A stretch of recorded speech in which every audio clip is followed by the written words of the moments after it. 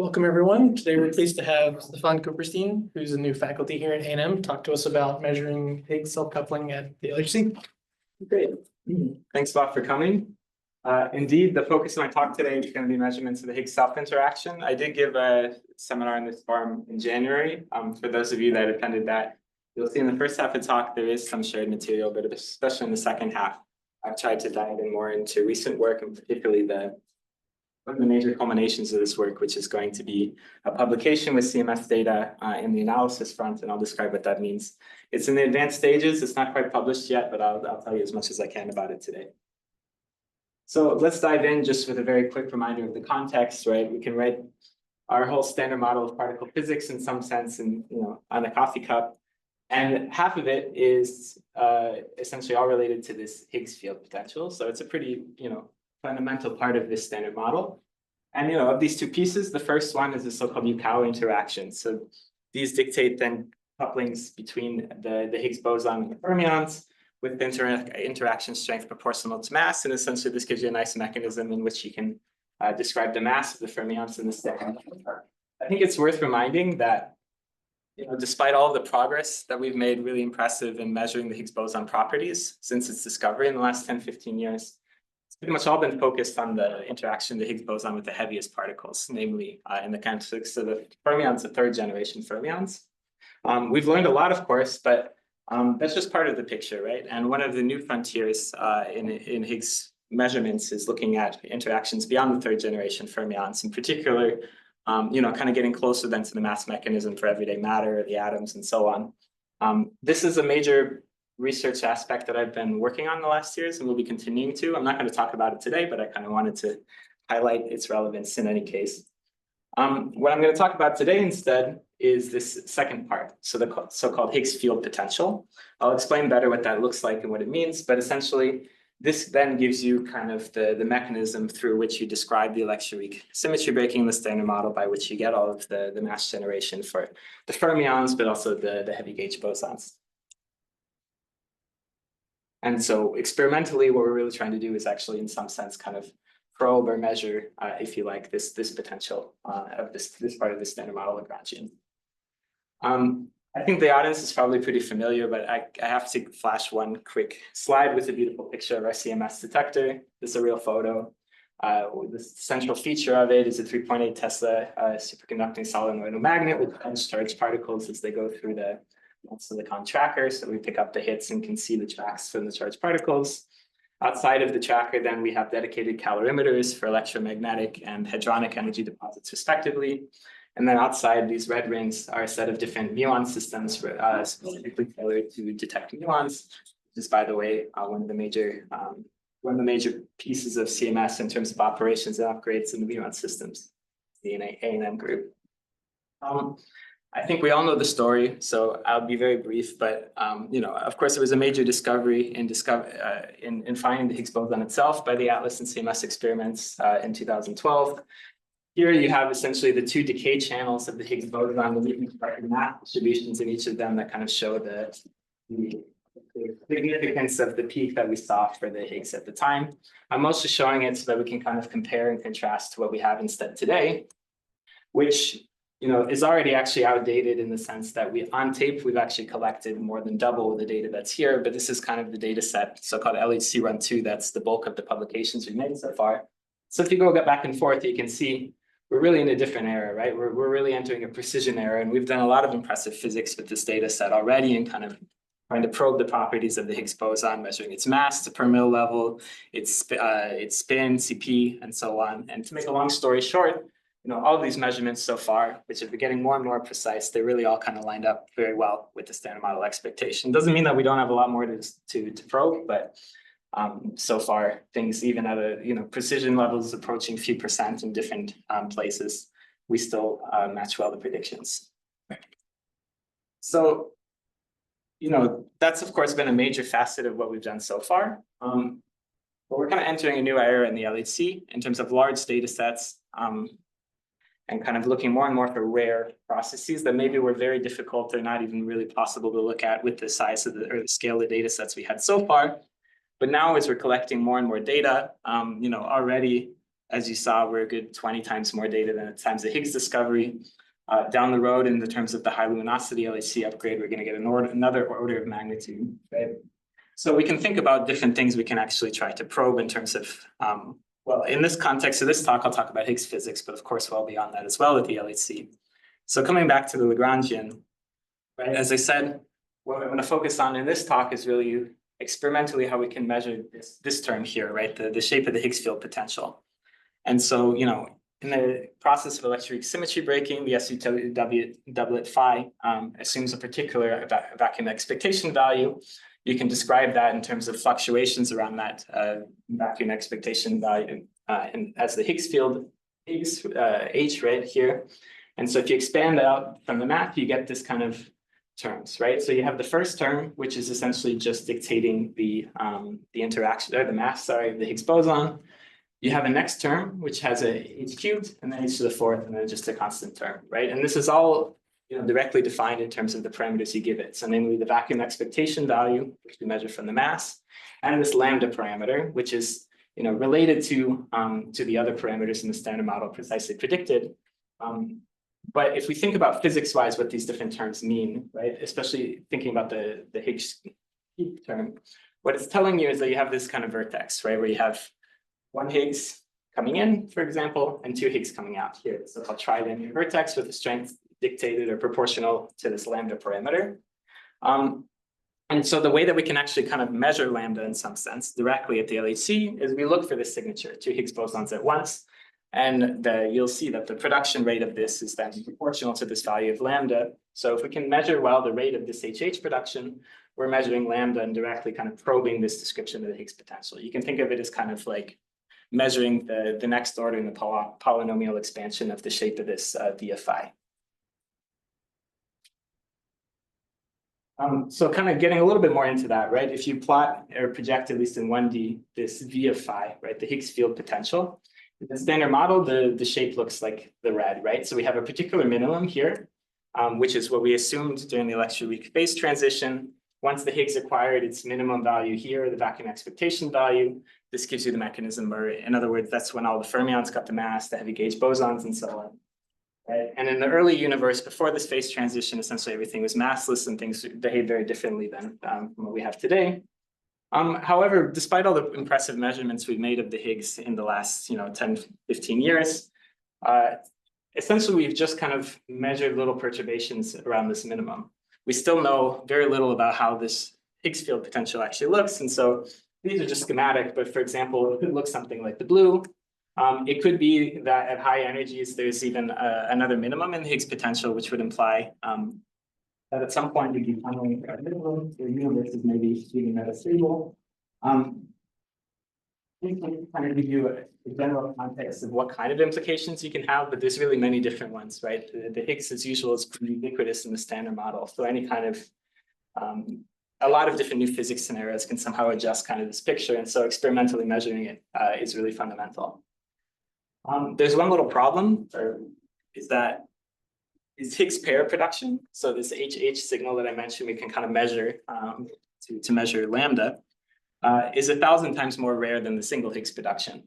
And so, if single Higgs was already kind of this whole odyssey of, a needle in a haystack, this is kind of like a needle in a haystack squared. And that's part of the reason, or one of the important reasons why we're only really coming into focus and trying to do this now after 10 years or so of LHC running. It's actually a little bit more complicated than that, if you look at the leading order diagrams for the production of Higgs pairs, you have the diagram on the left, which, as I said, is the one we're really interested in, because what we really want to do is measure this parameter lambda.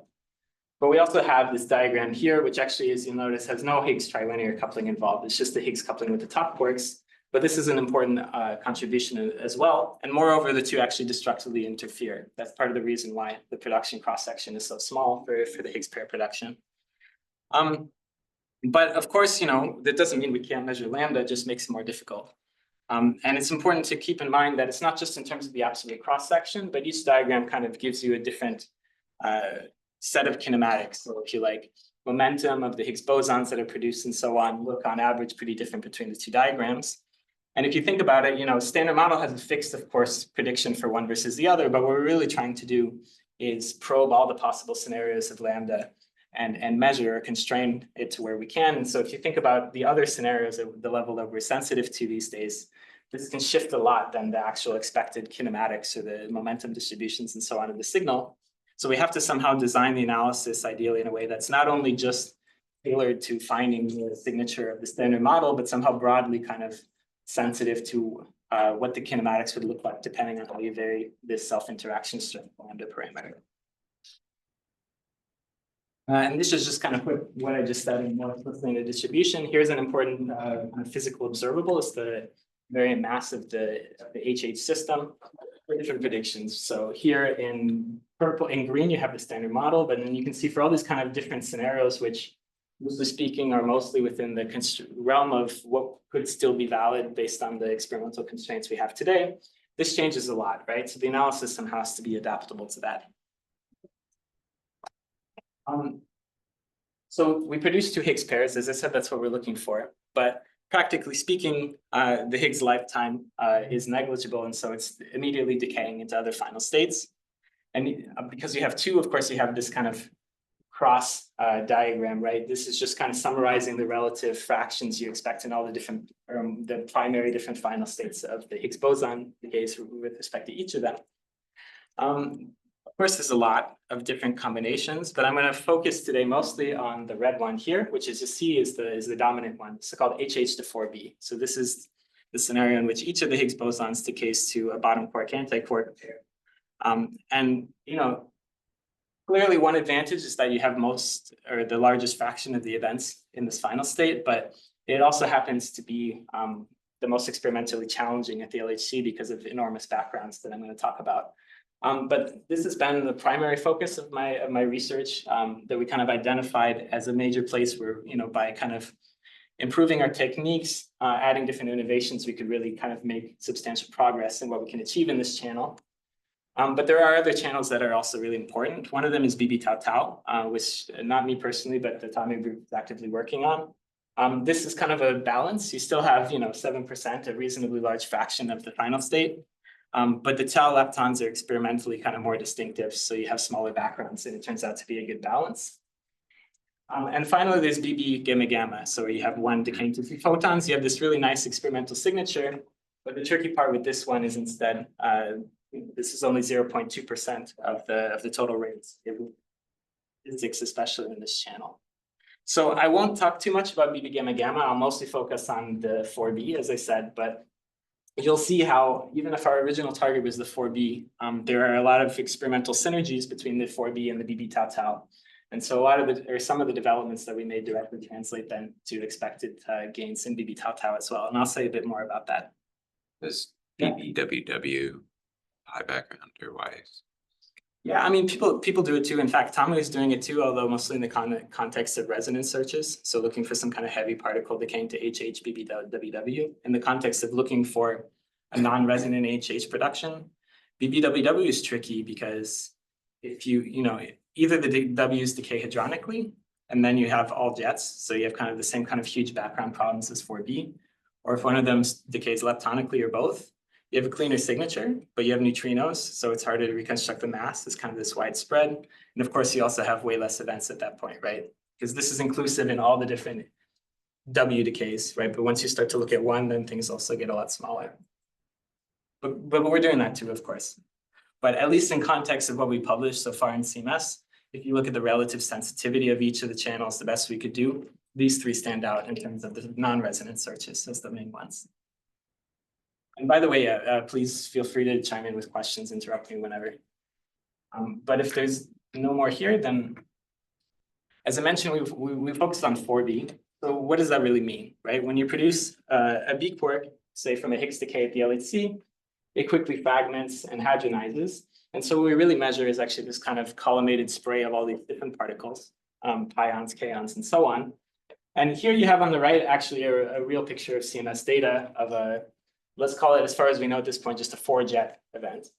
And this jet is essentially these collimated sprays. So clearly there was some kind of hadron fragmentation and then hadronization process from probably 4 different things. But that's about all we can say.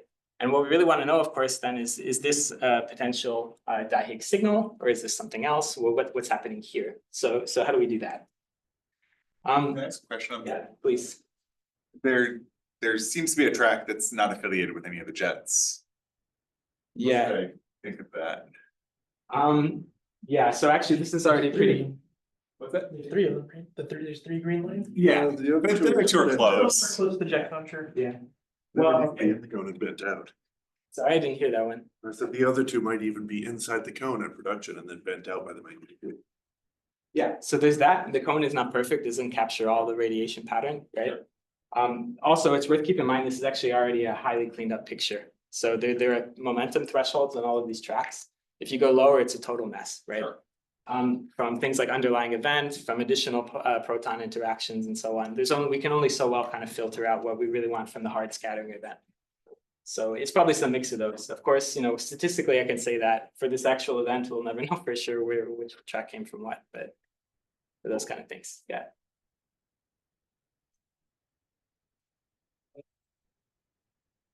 So one of the most important difficulties, though, is that we actually produce these kind of 4-jet events all the time at the LHC. This is just one diagram, there's many, right? But you have these kind of, gluons can often split into quark pairs. And so this is just one example, as I said, but you have 2 gluons here split into quark pairs. You produce 4 jets. And at the level we've talked about so far, that looks exactly like what we're looking for the signal. And, we're talking about billions of these. Even as you start to kind of hone in on the phase space or the kind of region we're talking about, compared to maybe 1,000 signal events before you make any selections. So there's a lot of bridge to gap here, but that's kind of one of the reasons that we identified with my collaborators. This channel is potentially promising because you actually have quite a bit of signal. It's just this colossal background. So if you can find better ways to kind of sift through that, you have a real leverage to gain. And so if we want to be able to actually sift through this background, there are a few things that we have to do. One of them is that, we have these jet signatures going back to the previous slide, but so far we have no idea what it came from, right? It came from some kind of quark or gluon. But we know in the context of the signal we're looking for, we really want the byproducts of a B quark specifically. And, luckily, at least B quarks, or if you like the B mesons that come out of the fragmentation and hadronization, they tend to have a bit more characteristic properties than typical of other jets. B mesons in particular have lifetimes that are significant enough that with our excellent precision of the tracking detector, we can actually typically resolve the displacement, the displaced vertex essentially from the B meson decays. And so we have some hope of trying to find specifically the B jets, which are, of course, the signal, but just kind of a relatively small fraction of the total background. So if we can identify the B jets, or what we often call B tagging, that gives us some really nice leverage to try to make this analysis possible. And the other one is that, of course, we want to know the momentum of the underlying Higgs in terms of where we actually measure the underlying B jets or B quarks in a way that we can kind of maximally exploit the fact that for the Higgs, we have a resonance, right, with masses at about 125. For background, it's a kind of a continuum thing. So the better we can reconstruct then essentially the momentum of the underlying B quark, the better we can also discriminate from the background. Unfortunately, it's not even that simple because there's so much background that, as I'll say a bit more on the next slide, we have to have any hope of kind of keeping these events on tape later, or to be within the kind of the bandwidth that we can sustain. We have to make really quick decisions at the level of best case scenario milliseconds about which events to save. And so we not only have to do these things well, but we have to do them at some level really fast. So how do we do that? CMS has the so-called trigger system, which is essentially this tiered set of different decisions to control the data rate to a level that we can actually then eventually write it out so that we can deploy all our sophisticated fancy algorithms offline, as we call it later. But before we can do all this offline analysis where we can use heavy machine learning tools and so on, we have to decide which of the 10,000 or so events that are actually coming in from the 40 megahertz kilogen rate we can actually save. So CMS kind of splits this into 2 levels, the so-called level 1 trigger, which is making decisions at the level of microseconds, loosely speaking, and the high level trigger, which does it in milliseconds. I'm going to focus mostly about the high level trigger. They're both, of course, very relevant, but mostly because in the context of the searches for 4B, as I'll describe in a bit, It was mostly the high level trigger that was the experimental limitation before. And this is a challenging task. It's hard enough offline, but online, or in other words, in the trigger system, because of these tight timing constraints, all of your inputs are essentially degraded, right? You can only run kind of a simplified version of the tracking sequence, so your precision is worse on things like secondary vertices, particle identification, calibrations, and so on. So, you have to somehow tackle that the best you can and do it quickly. And to give you a scale of the context why this matters, before the kind of changes that we made, so in the so-called LHC Run-3 physics program, for this HH to 4B signal, we were rejecting more than 4 out of 5 of all of the expected signal events. So it doesn't really matter, right, how clever we are, what nice methods we have later. Those 82% or so of the signal events that we weren't accepting, they're gone. And so this is kind of why we identified this as one of the major targets for the data set we're taking now, which is the so-called LHC Run-3. Yeah. Is beat tagging done at the level of trigger? Yeah, it's done at the moment at the so-called HLT level. Oops, sorry, I went too far. But then, like you're saying, the efficiency is probably not as. So everything I'll talk about for beat tagging will be in the HLT level.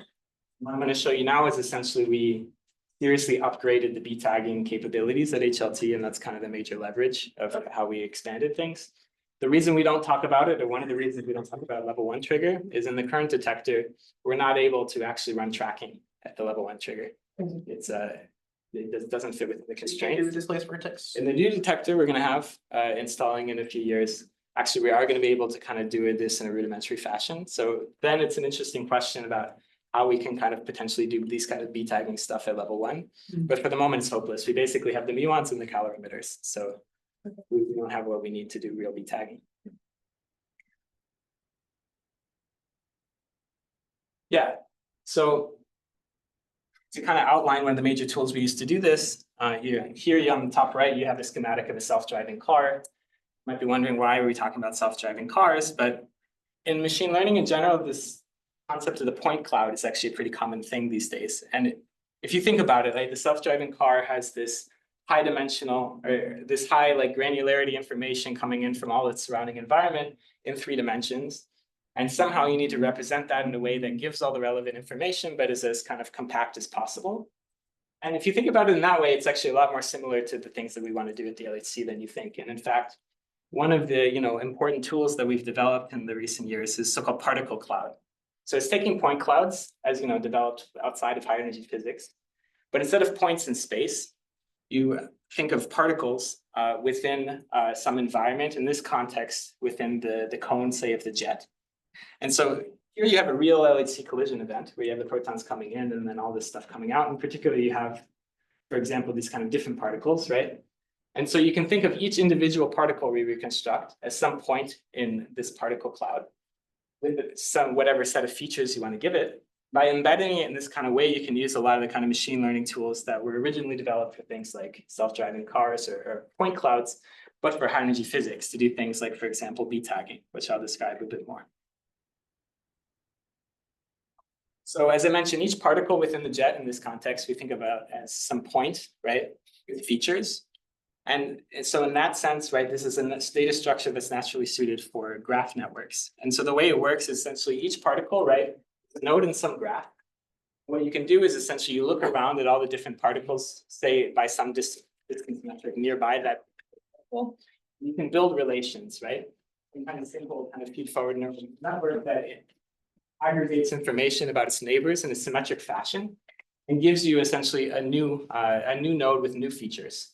This is the kind of basis of this edge convolutional, which is kind of the stackable thing. If for those of you familiar with convolutional neural networks, it's kind of like an abstracted version of that, but for graphs. And this is exactly the kind of like core mechanism we use in, on top of these data structures, these graph structures, to kind of embed and learn the relevant features pertinent to the task at hand, which, as I mentioned, is mostly beat tagging here.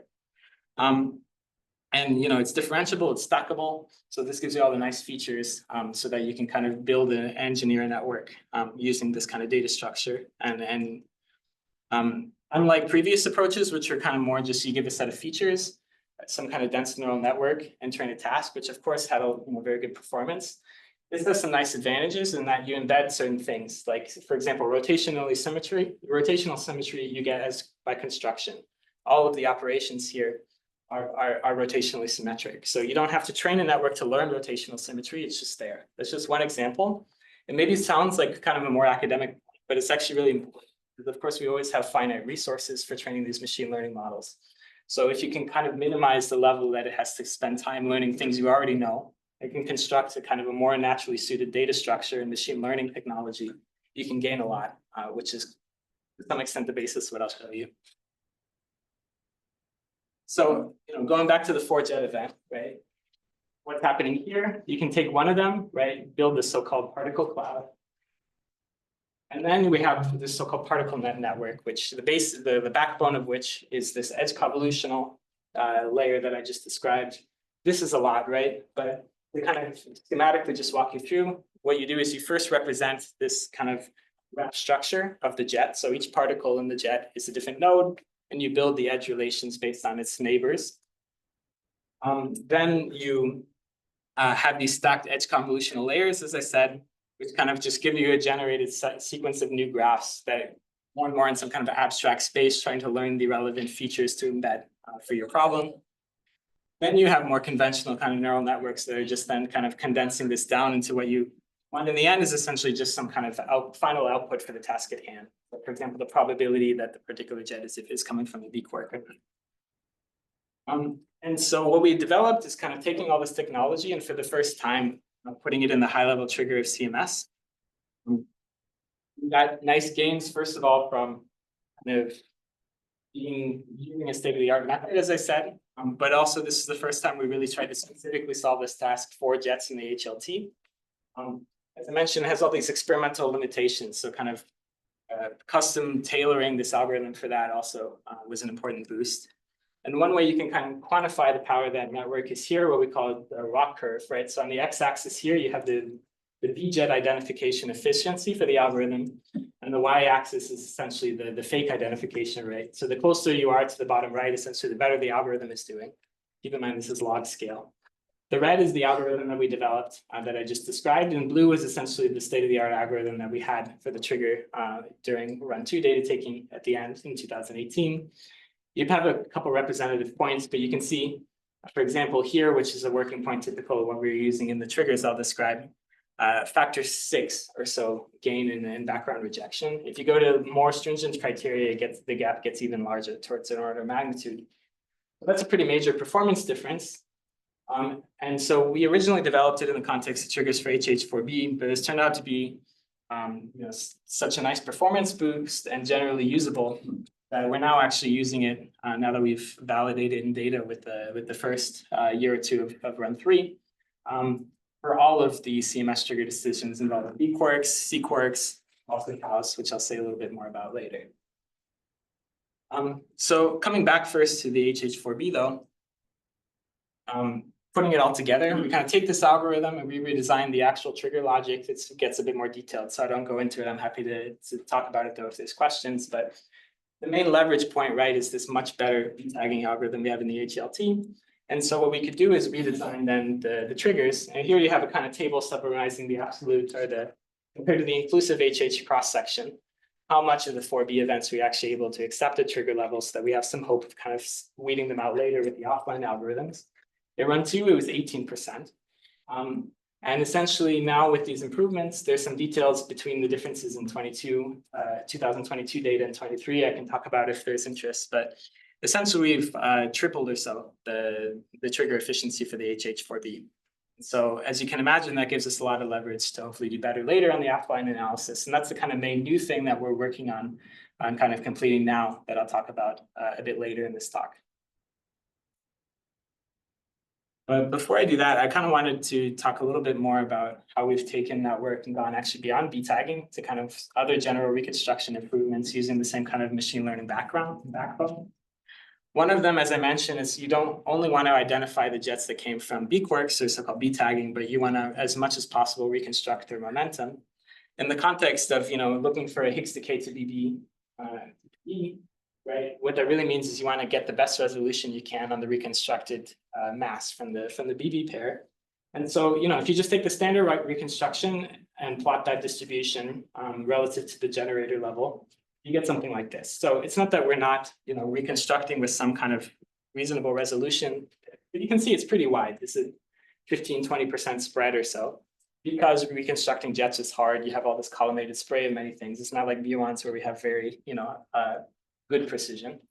And also, if you look closely, you'll see there's a bit of a scale bias. And this is because B hadrons often decay semi-leptonically. So you have neutrinos that are a non-negligible component of the total energy. And let's say the general reconstruction algorithms just miss this, or don't consider this, let's say. And so what we did is we kind of took the same network as I described for B tagging, but the first time we kind of developed this approach where you're doing the B tagging, but actually the network is at the same time learning how to better calibrate the jet momentum as it's kind of aware of the jet flavor, if you like, whether it's coming from B quark, C quark, and so on. And so this kind of customized calibration gives you a really nice performance boost, which giving you the red here, you can see by eye, quite a considerable improvement, both in the resolution and also in the scale response. Because it's correcting, these custom corrections, also it's learning about the physics of B hadron decays.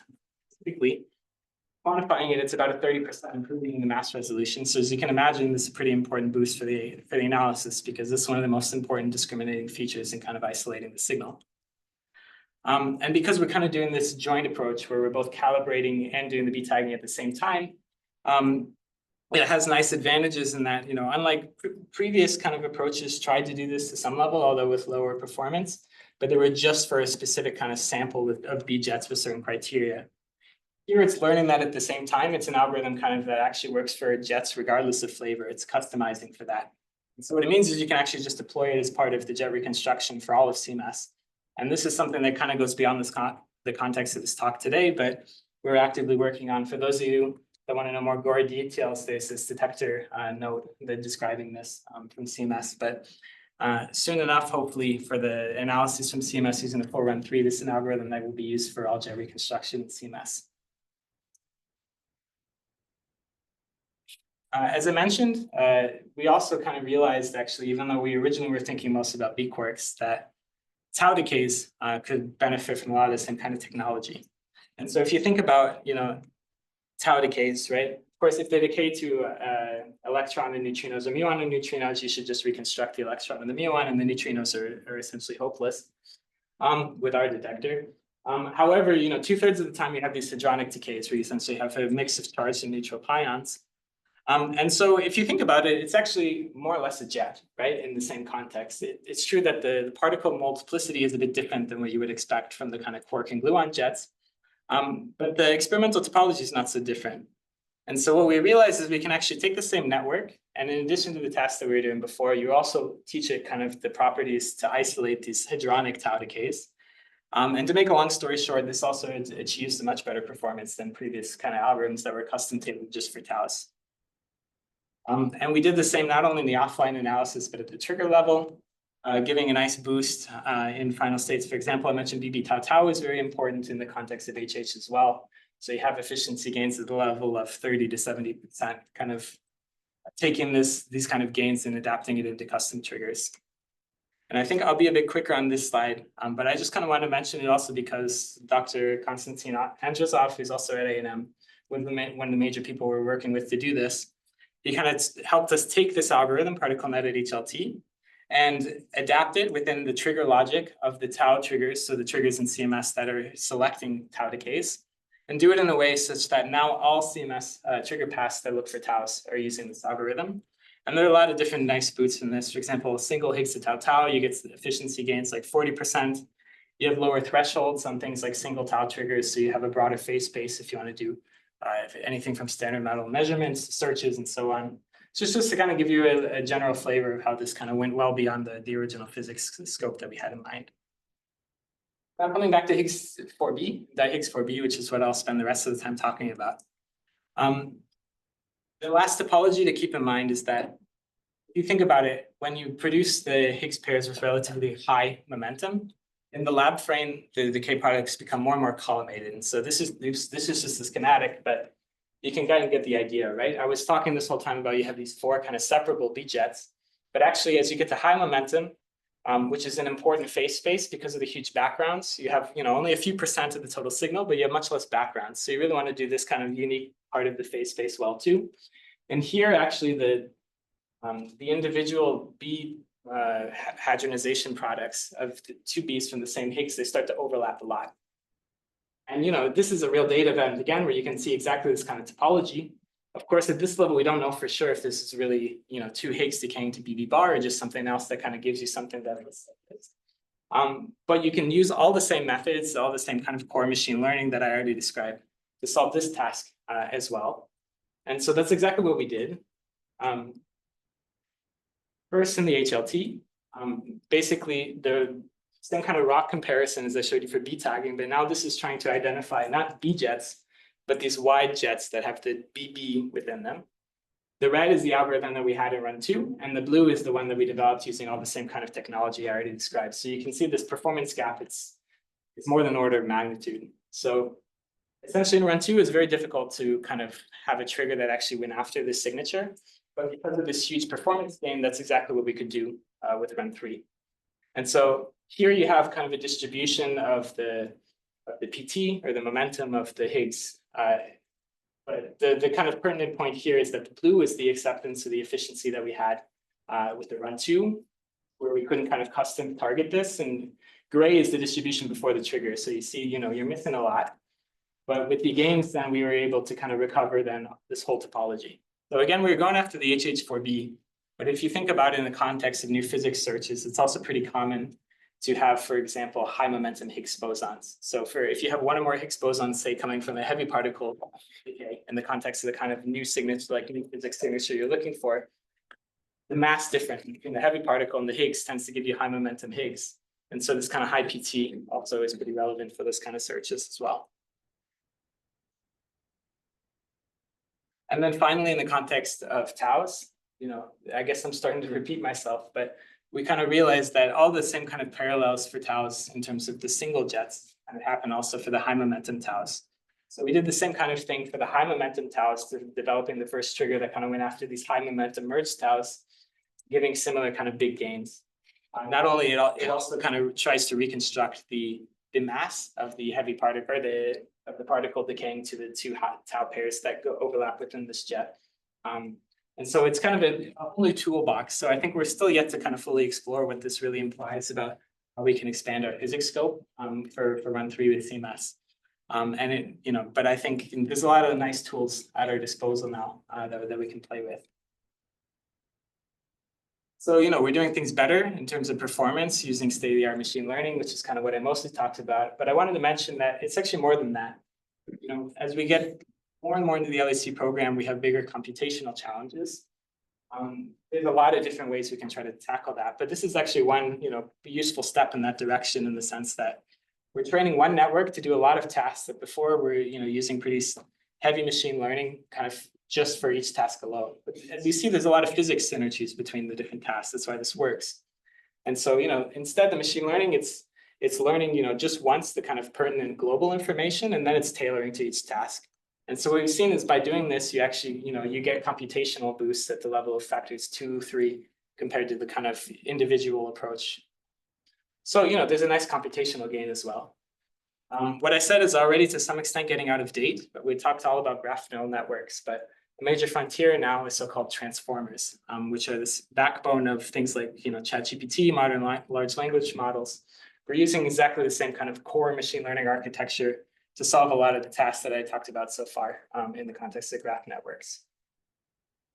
And last but not least, the other thing we're thinking about is how to do this in a way that is not only aware of simulated data, which has its, does a good job, but has its imperfections, but trying to inject as much as we can what real CMS data looks like.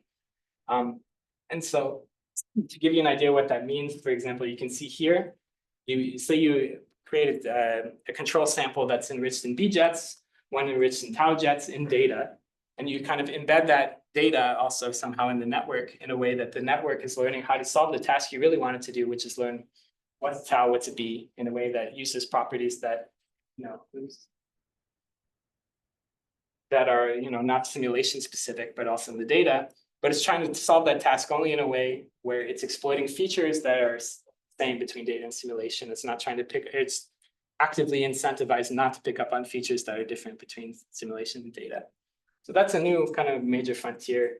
It gets a bit technical, but if there are questions, I'm happy to kind of say more about how that actually works.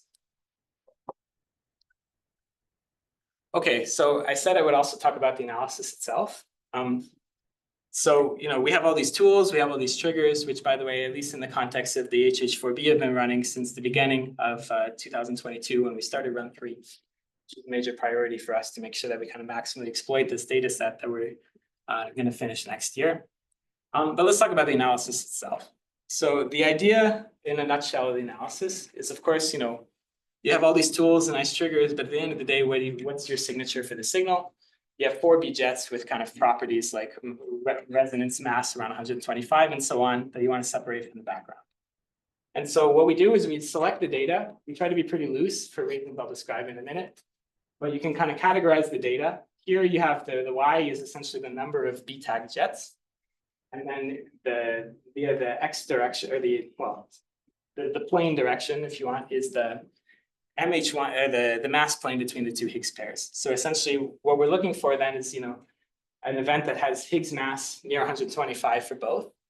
But it's useful to think about the data events that are also somehow nearby in this ring nearby.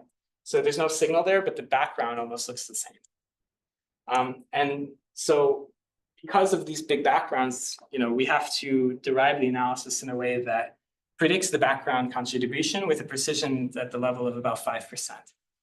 Because essentially, even after all these fancy tools and so on, we signal the background in the best case, it's approaching this level. So you have to really understand your background well. And it turns out that simulation is insufficient at this level. You have backgrounds with huge production cross sections, so it's really difficult to generate enough events. Also, typically they're leading order samples. And so at 5%, we really have to use the data itself to somehow estimate the background. And the way that works in a nutshell is essentially, for those of you familiar with ABCD methods, it's essentially a machine learning application of that. But the idea is, you'll begin to see why we structure things in this kind of different regions. You train data to kind of map the features from 2B events to 4B events based on this annular ring. So there's no signal there, you're not biased. And then you apply that mapping to the 2B events in the signal region circle of the mass. And that gives you a way that you can kind of map this. So you get a prediction of what the background itself looks like from data in the signal region 4B, where we actually expect the signal. But you've done it in a way where you're not biased by the potential presence of any signal. This is kind of a standard technique that's been used, in particle physics and beyond for many years. Kind of the extension we're doing now is, instead of analytical methods, which tend to be based on, say, 1 or 2 variables, with machine learning, you can kind of structure this in a way that you can actually do many variables at once and consider as well the correlations between them altogether. And so to kind of give you a schematic of how this works, here you have a real distribution in data of the MHH. As I mentioned, this is a pretty important feature in general for the analysis. In blue is the distribution for the 2B events, right? Before we do any kind of mapping, compared to the data in the 4B region. We construct this in a way that there's no signal, but that's a detail.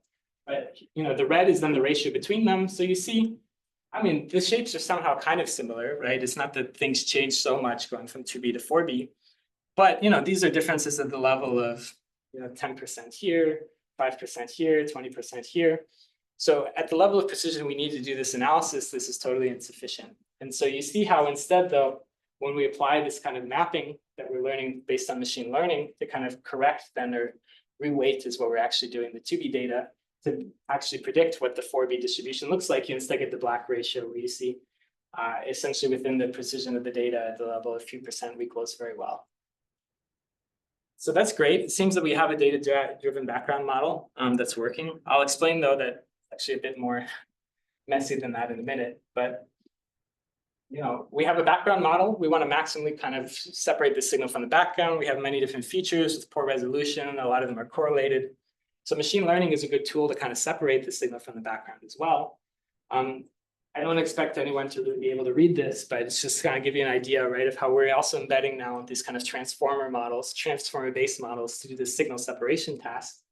If there are questions, I'm happy to talk about more about what it means, but essentially we train a transformer-based model to separate the HH to 4B signal from this data-driven background.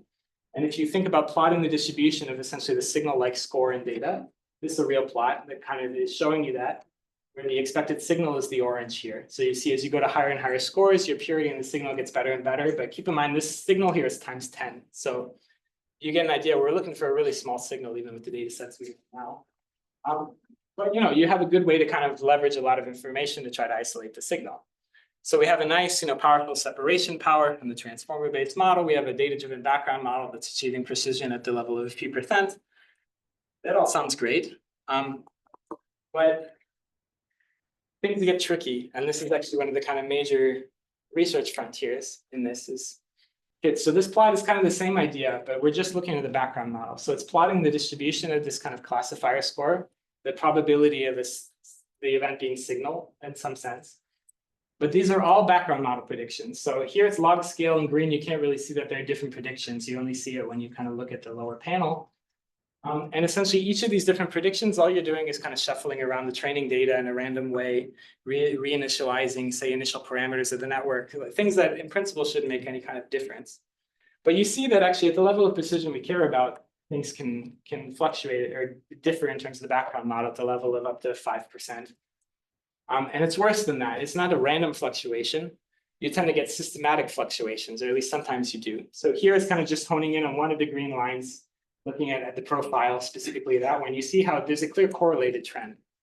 And so in other words, you change things, you shuffle around data, and you get one background prediction that gives you systematically, say, background a little bit more towards the higher signal-like scores or lower signal-like scores. And these kind of differences, unfortunately, are exactly what you would kind of expect the signal to look like too, if you think about it. And so if we really want to actually get this analysis right, it's really important that we somehow really precisely and quantitatively understand these effects, minimize them, of course, but most importantly, control them in a recipe way that we get this right.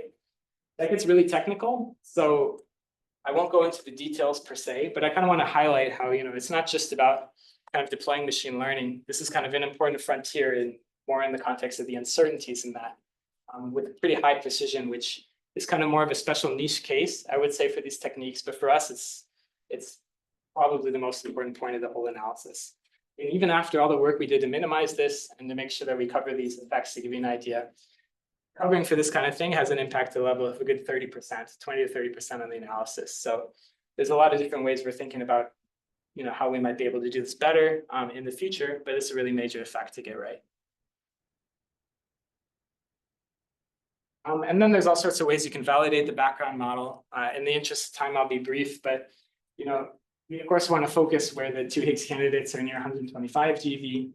But if we forget about the signal and we're just thinking about the background, kind of proving to ourselves that things work, you can kind of develop these kind of pseudo analyses where you just kind of shift a little bit where you are in this mass plane. So you don't actually overlap with the signal region, but the background is almost the same. You can do the whole analysis and kind of convince yourself that you don't measure any signal, that all your systematic uncertainties are kind of in line with the data and so on. So that's exactly what we do. This is the same kind of plot from each of these 5 regions. And to make a long story short, we observe pretty good closure, which gives us further confidence. We're also then looking at this kind of high momentum final state, as I mentioned specifically. And kind of new for this analysis, we've taken all the techniques that I described now for the kind of 4B jet final state. And we've kind of developed this high PT phase analysis in a way that is kind of just a special case of all the techniques here. Because it's essentially this very similar analysis, it's just you have a better signal to noise ratio, but many less events. So, but other than that, you can apply pretty much all the same techniques. And to make a long story short, this gives nice advantages in the robustness and the sensitivity of the analysis. And this will be an important part of what we're going to publish soon too. So putting it all together, we just had the European strategy update for particle physics. Or we're kind of preparing towards the final report now. And one major part of that was projections for the HH sensitivity. Essentially the x-axis here is the amount of data we expect in years. And the starting point is where we are in terms of the current publications. So you see, by the end of the high luminosity LHC, which is, not for another 15, 20 years, the current expectation, this is from CMS alone, to get something like 4 sigma level, it means actual uncertainty in the measurement of lambda at the level of 30, 40, 50% or so. That's great. But this is actually pretty out of date already. Putting it all together, I unfortunately can't show you the final numbers, but to kind of give you a spoiler, we're talking about factor 2 type improvements in our sensitivity from incorporating all these techniques. In the 4B channel, but also in BB tau tau, as I said, I think we expect some substantial gains from all these new things too, although I won't tell you anything quantitative about that just yet. But so, we don't have new projections, right? But I think this has changed the picture a lot. And I'll say a little bit more about that quantitatively before, to the extent that with full LHC Run-3 data set, which we're going to finish next year, puts us right around 500 here, maybe slightly less. So we'll see how things go in the next year or so. You start to get to the point where we might actually start to measure the first kind of blip of a HH signal before we even upgrade the accelerator, which is something people didn't think was possible at all even a few years ago. We're going to have a new detector with all sorts of kind of fun new tools. For example, like we were talking about, you can do the track finding and a level 1 trigger. I won't go into the details now to make sure there's time for questions, but this is another thing kind of on the hardware side that I've been actively working on, that we will be continuing to work on, trying to think about how to kind of engineer first the hardware and the low-level electronics to do this task, and then eventually how to do the actual B tagging potentially at level 1 to boost further the trigger for things like HH4B. And so this is another, we're always making these kind of projections to think about the future in the context, say, of building a future collider. This is from 2019, where you have essentially the projected uncertainty in the measurement of this lambda parameter, the Higgs self-interaction strength, for all sorts of different colliders, future collider scenarios, and the high luminosity LHC, where at the time you see, this is, 5 years ago, we were saying we had about 50% expected. We just made an update this year, as I said, where we're already kind of updating this to 30%. And you can see 30%, you're already approaching levels comparable with some of the future colliders in terms of at least what's projected as of recent years. FCCE, for example, indirectly constraining at more or less the same level. And so, you see we're already starting to compete. And notably, this isn't even including any of the updates or the improvements that I mentioned today. So we don't know where this falls now, but you can imagine, we're actually quite a bit even better than that. And so we're getting to the point where, I feel like the dogma for a long time was kind of, if we really want to measure Higgs pair production, we have to look towards the future collider, things like FCCHH, which is coming in some decades potentially. There it's true we can get to 5%, right? But in the meantime, it seems like I think we've been a lot more pessimistic in reality about what we can actually achieve with LHC data. So just to quickly summarize, right? The Higgs discovery kind of opened this fantastic new chapter. We've learned a lot. We still have a lot more we actually want to learn and to probe in the Higgs sector. And with the large data sets we're only starting to collect, in these years, I've hopefully convinced you that there's a lot of interesting physics still to kind of understand about the Higgs sector. One of the most important ones is kind of measuring the shape of the Higgs potential or the Higgs self-interaction strength, as we discussed. And there's a lot of different, big multifaceted front we're pursuing in CMS and beyond to try to push this a lot further. So it goes well beyond kind of collecting more data.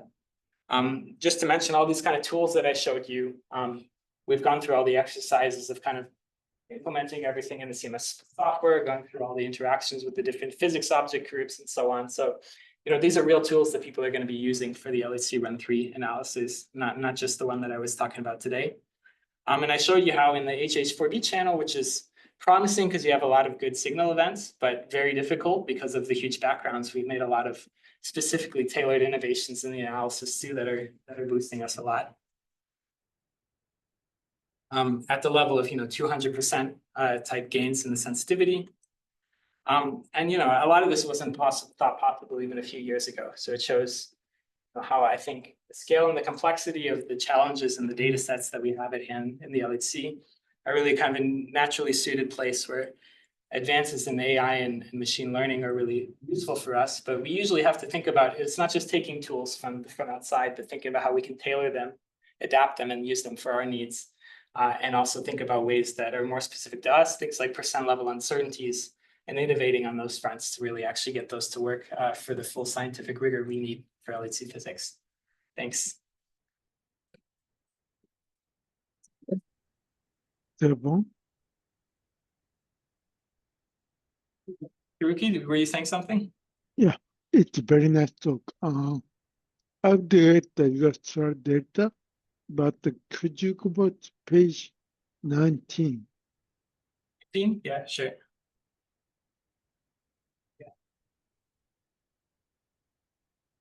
Sorry, second. Yep. Having trouble. Maybe click on the slide again, on your laptop. Page 19. Yeah, sorry, I'm having. Oh, yeah, things. Yeah. Ah. Yeah, please. So this is nice, but I have to expect the mean value near 1 for the decimal technique slightly off to the right. This means the overcorrection. You're asking if the mean value is slightly to the right of 1, right? Yeah, red one, yeah. Yeah, that's a good question. So I glossed over a bit. The algorithm's not perfect. So it's learning how to make this correction, but it can only do it so well. Like, as you can imagine, right? The neutrinos, even if you look specifically at the case where within the jet, then you have a sudden atomic decay. We're talking about kind of 10% of the total energy of the jet that's missing. And so it's trying to kind of infer from everything it actually sees, everything but the neutrino, basically how much energy is there. But it's not perfect. That's why, the resolution still has this, one of the reasons why the resolution still has a spread. But it's more than that. It doesn't, within the level of 1-2%, it doesn't on average quite close with the scale. I mean, it's much better than the black, right? But there's still a gap. And so part of kind of actually making this something that all of CMS can use, and this DP note explains this much better. But it's not just deploying this raw algorithm. It's you apply the algorithm, and then you do the full jet calibration sequence that's on top of that algorithm. So you have a better baseline, but you still have to worry about all these kind of effects. So you have, for example, the so-called Monte Carlo truth corrections, which corrects essentially for this kind of scale effects, right? Based on the Monte Carlo is the kind of first set of the chain of the corrections. We're doing all those. The corrections are much smaller. You can imagine the algorithm. Yep. You still have to do that if you want % level precision of the jets. The small question, just simply, there's the excess in the last bit. This overflow. Sorry, could you repeat the question? I'm not sure I got it. Yeah, last beam. Looks like this is the overflow beam, correct? Last bin on your plot is that all? Last beat. I think it's overflow. So there's a little bit of there. Yeah. Right. It's just because we cut off the distribution. Yeah. And the last question is the interference. How big is the interference? In the HH production or in Yes, HS. I forget quantitatively exactly, but it's pretty large, right? I mean, HH production would anyway be small if you don't consider this compared to single-Higgs, of course, because you're producing 2 instead of 1. Yeah. I think it's a good 5 to 10 level effect. Like the reason it's 1 in 1,000, not more like 1 in a few hundred, I'm pretty sure, is because of interference. And in fact, that's why, even though the standard model, we're still not quite there. If you change a bit this value of lambda, right, then of course the cross section of HH in total starts to, this component goes like lambda squared. So that starts to dominate, right? And so at that level, then you get much bigger cross sections. And that's part of the reason why even now we're getting pretty sensitive to lambda. Thank you. Thanks.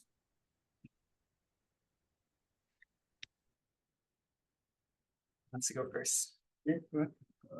Could you say something about the backgrounds for the data event?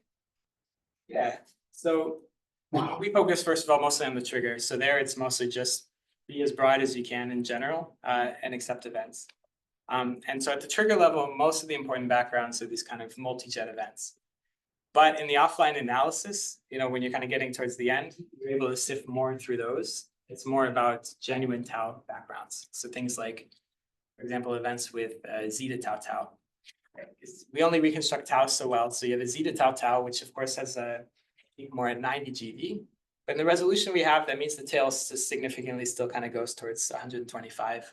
So things like, I don't know, diboson events, right? ZZ equal to 2 taus, or sorry, 1 dBd with tau tau. That becomes pretty hard to distinguish from background because of the resolution we have. Things like this, right? There's a mix. You can also have Z plus jets where you have the Z that goes to tau tau, and then additional jets, which maybe look enough like the Higgs to BB with the poor resolution we have that you still selected. You know, these are edge cases, but the backgrounds are so much bigger than the signal that even an edge case can be the main background. So, do you have a plot which shows your measurement of lambda, like a central value plus minus whatever sensitivity? Because that has a lot of information regarding the cutoff scale.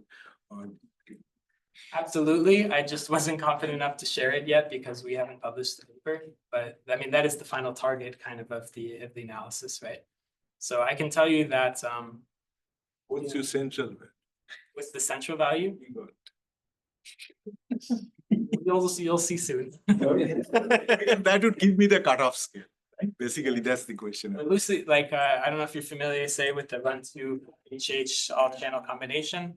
What we're achieving with the 4B at the moment is not quite there, but it's not that far off. Especially if you can, like, we have less data with the analysis we're doing now. If you think about the full Run-3, I think, you know, one channel alone is starting to become what we had with the combination of, let's say, 3 major channels in Run-2. So it'll be better, but I can't quite tell you about this. You go to slide 7. Yeah. Is there a priori reason why in the standard model scenario, all of the lambda values should be the same for the optics of the Higgs? The trilinear? Yes, so, okay, I don't write out I just write V of phi before a symmetry breaking, but essentially, right, the V of phi, it's a phi squared, and then there's a plus lambda phi to the 4th term. It depends on whether you call lambda negative or not. Anyway, but you have a, you know, phi to the 4th, which has this like parameter lambda. It kind of sets the scale of that part, right? Which gives you the shape of the potential. That lambda is the one we're talking about here. If you expand out what that means after electric symmetry breaking, these are the relations you have. So you have one parameter lambda that kind of describes it all. So it's kind of, in the standard model, you know, essentially if you like, lambda is already predicted, we know what it is, there's nothing to do, right? But of course, what we really want to know experimentally is if we actually go after the triple Higgs part of this Lagrangian, is it, you know, lambda times V? That's more like what we're doing. So does your analysis consider the possibility of shifting Topukawa similarly with this as a second possible point, or are you fixing Topukawa? Okay, now what could lambda possibly be? It's a good question. So here, yes. However, in the context of kind of the combined results from CMS, no. I mean, we consider these effects. Here, as you can imagine, if you're just looking at 4Bs, I mean, we don't make certain approximations that they are the tops. But the final product of all this is going to be, as recently did, also Atlas for Run-2. You take all of the search channels, you do a combination, also including the single Higgs measurements. So things like, you know, gluon fusion production of single Higgs, which is, you know, is sensitive to Topukawa. Those give you experimental constraints. So if you fit all of them simultaneously, you can do this in a way where you're agnostic, or you're really just using the experimental data. Here, if you move away from the standard model and allow new interactions, you also get some weird additional diagrams from just this with just standard model fields from the next order operators. So there's points that are TTHH, a 4-point interaction that could interfere here. You could also have a top dipole operator where the glue and the Higgs are connected at the same point. It'd be interesting to see how those change your interference story as you move around in that space. And also just whether they give you a new shape that is searchable here. It's a lot cleaner because generally speaking, all these things push you to much higher energies. Well, in the context of TTHH, at least, I didn't talk about it here, but one of the things we actively started doing is going after that specific. As you said, Right, depending on exactly the manifestation of, whatever adjustment to the standard model we have, you can get different signatures that maybe don't just. They will probably mean an enhancement in HH, but maybe that's not the best way to see it. So we're doing, for example, dedicated searches, including TTHH, one analysis I'm not involved in, but I'm part of the review committee. We do TTHH and then the HH go to 4B, like here. So I'm not saying that's exhaustive. There maybe are some effects we don't fully consider, but we are trying to. My super naive theorist way of thinking about things is that if you put two things in the final state, that is more expensive than doing one loop, but that's a very hand-waving argument. But indeed, I mean, I think as we're starting to get to a point where we're having some sensitivity to these kind of coupling parameters like lambda, we have to think more and more about these, right? Because people are working on it, but it's definitely something we're still doing. About that identification for B's and L's, also do it for like multi-pronged fetch. Yeah, that's a good question. In fact, we are. I didn't talk about it, but we're actually using the same technology, same network even, at the moment to do the BB. It's also learning the topology of what a WW and ZZ merge, where the W's and Z's decay to quarks. So you have a kind of a fully hadronic signature. Those are maybe like Not necessarily in the context of, separation angle is kind of not necessarily the same, right? We have a fixed cone size, so I think when that cone size, it's maybe a little bit less of a being part of the phase space compared to Higgs BB, just because you kind of on average have a bit wider separation. yeah, I was not necessarily thinking in the context of Higgs, but just like, because I work on heavy resonances potentially. So you could have heavy resonances decay to two W's, two Z's, for example. Yeah, in fact, I think either this year or late last year, CMS published a paper searching for HH in Run-2 data with BBWW, where looking at high momentum. So the BB is kind of with this type of technology, but the WW is exactly the kind of thing you're talking about, right? So if you're curious, there's a lot more details there about how that works. Okay. Yeah, we didn't. Any other questions? Okay, well, let's thank the speaker again.